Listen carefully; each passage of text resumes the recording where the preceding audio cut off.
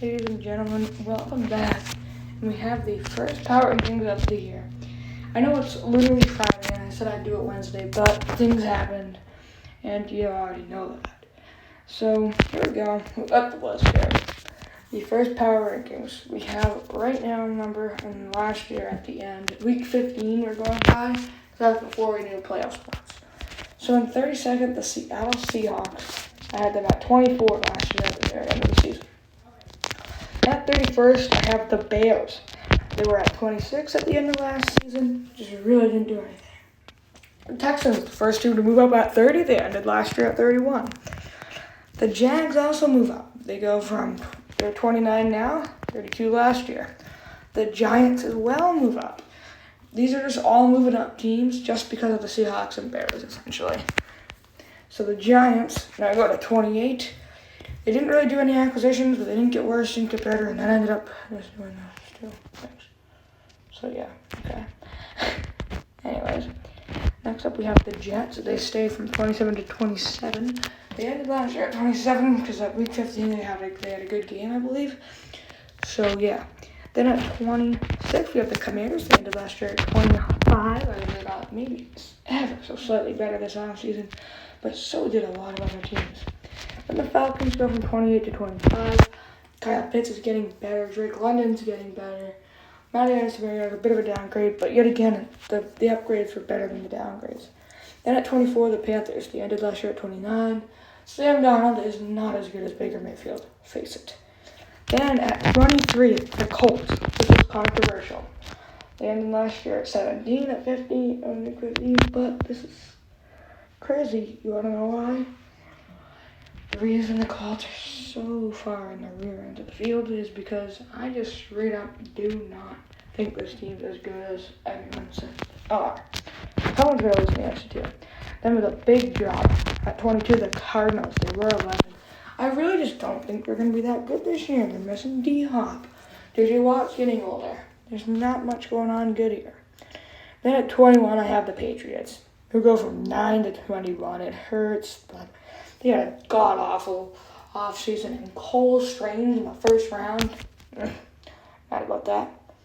Then another big drop, or a big dump, is the Lions at 20. They were 23 at the week 15. That's when they first got the win, so I gave them some respect. But they still have to move it up 3. I think this team's going to be good this year. They really like their draft. Everyone's getting better. I think they're going to be decent. Then another big drop from 6 to 19, the 49ers. They're just not committed to anybody. They want to keep Diva. They want to keep Garoppolo. Eventually, there's going to be some problems. And they're going to have to trade him at some point. Then at 18, last year was 15 at that point. Then now at 18 is the Pittsburgh Steelers. This is where I believe the winning record to losing record cutoff is going to be. I think 19 is going to be losing record and down, and 18 and better is going to be winning records. Did I go purely off record predictions? No. But I did do the teams that I thought would have winning records and losing records. I did separate.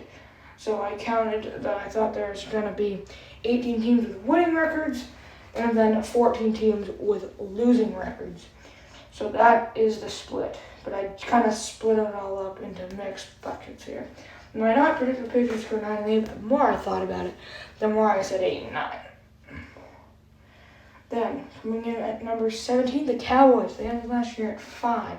They go to 17. Not a great offseason, A. B, I think 5 was too high for them last year anyway. And C, they lost people. So, yeah, they're not as fun. Teams got better. Then the Dolphins at 16, they made a lot of improvements. At 15, they were 18. And they go to 16 now.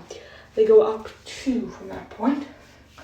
Then I have the Titans. They were at 7. They go to 15.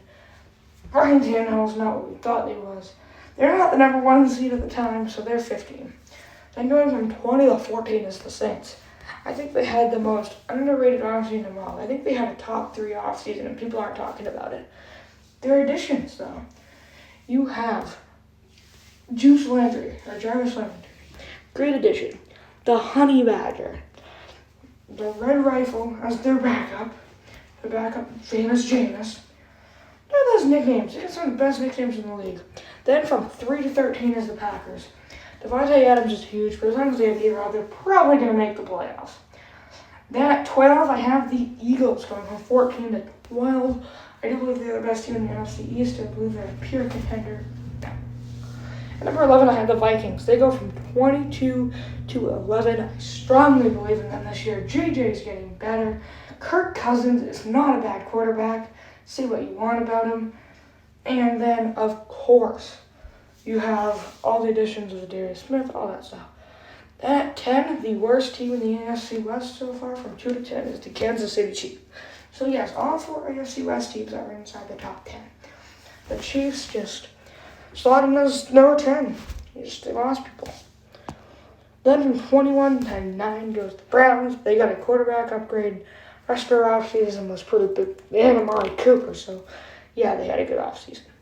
Then from 19 to 8 goes the Ravens. Literally just injuries, since he's literally the only reason they were so bad last year. The Broncos from 16 to 7, Russell Wilson. The Bucks from 4 to 6. Everyone's just getting older. I don't have much rookies, so everyone's getting older. I haven't got 6. The Chargers from 13 to 5. So yes, that's a jump. All the additions. You already know all the additions. The Rams were at 1 in Week 15, so I had it right then. I was winning that Super Bowl. And they just happened to come in 4th. You know. Or first, sorry. Now they're in 4th. The Bengals from 8 to 3. I really like their offseason. Bringing in the line, re-signing basically everyone else. Great offseason. At number 2, the Raiders, 12 to 2. Devontae Adams is huge. And I do believe that he will make that much of a difference. And I think they're going to be amazing. And at number 1, the Buffalo Bills from 10 to 1. I know I'm boring. Listen, I put the Raiders at 2. That's not something a lot of people do. I know the Bills at 1 is so shocking. They're at 10 the other time. I know it's what a shock, right? But I mean, I'm sorry. They have the best roster. Power ranking is number 1. I'm not gonna try to make something up just to sound different. Anyways, thank you all for watching.